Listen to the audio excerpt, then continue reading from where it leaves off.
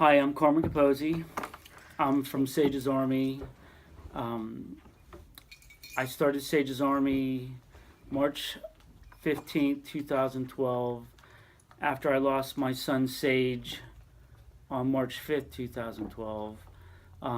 We lost Sage to a heroin overdose. He was 20 years old, and I couldn't stay silent.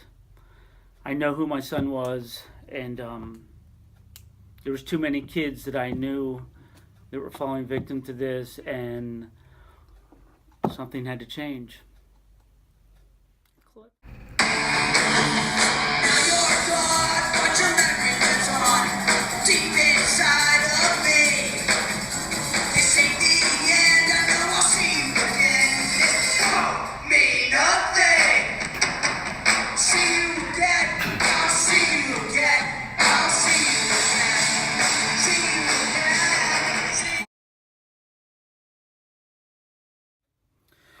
You know, uh, when Sage died, I didn't want to change. I was forced into a change. I never thought that, I was going to have to live the rest of my life without my son. Um, no parent expects their children to die before them. Um,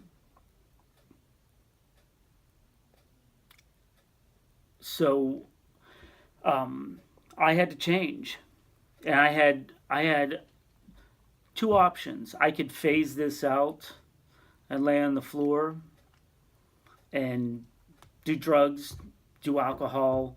I could phase it out like the world, um, or I could face it. And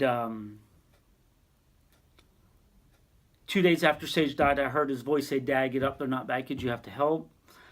And 10 days after, or 8 days after that, Sage's Army started through the Facebook page, and it's been over 5 years, and it hasn't stopped. And one of the blessings for me is we're out there building other people up to speak, or to create their own solutions, grassroots style. Um, you know,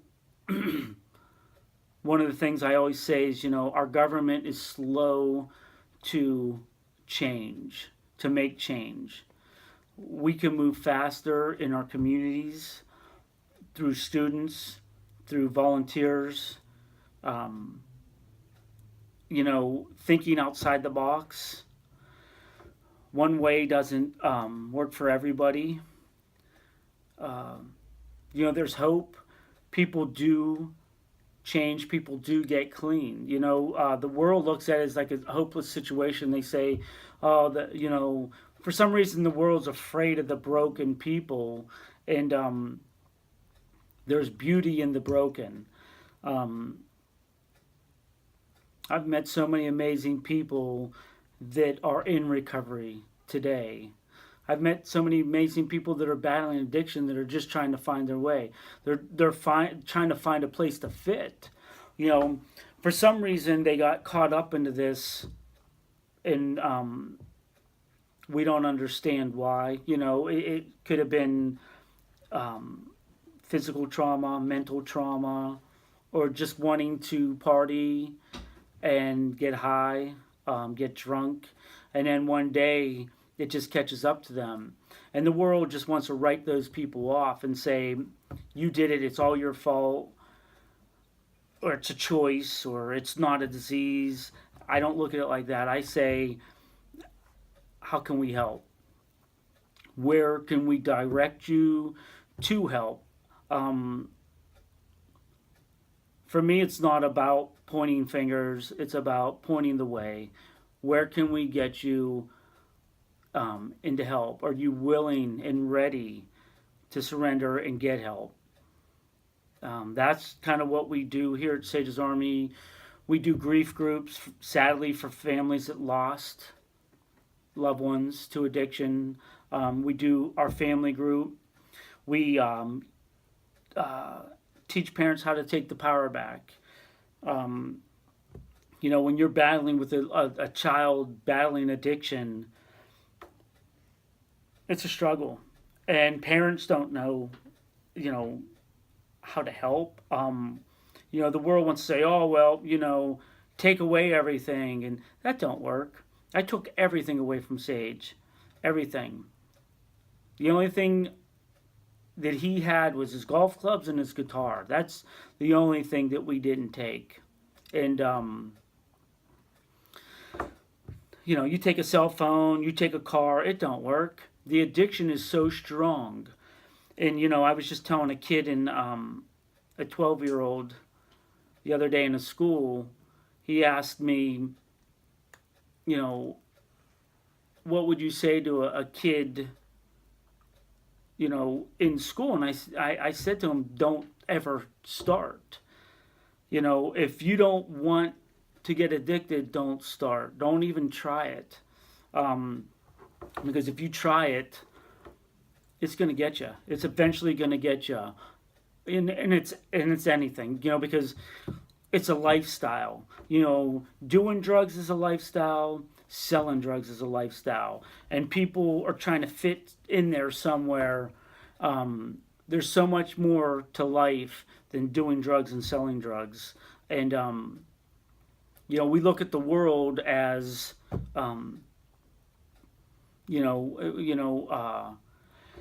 do I want to say it? You look at the world and go, man, I want to do that. Like, you look at these, people on these TV shows and stuff, and I'm going to sound like my dad for a minute, but,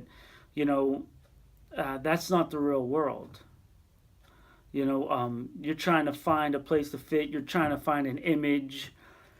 Be yourself. And, if you see somebody struggling, it's, today it's not called being a snitch. It's called saving your friend's life.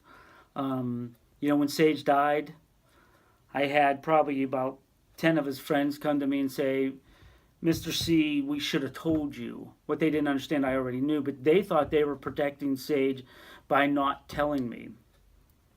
That they didn't want Sage to get in trouble, but what they didn't understand is that trouble might have got him into help faster, quicker, because it's all about consequence. People don't change until the pain gets great enough. People don't change until they're forced into change. Like I said before, I didn't want to change when Sage died. I didn't want to face that my kid died, but then I was given Sage's Army, and I was given a place to fit and a place to give other people hope.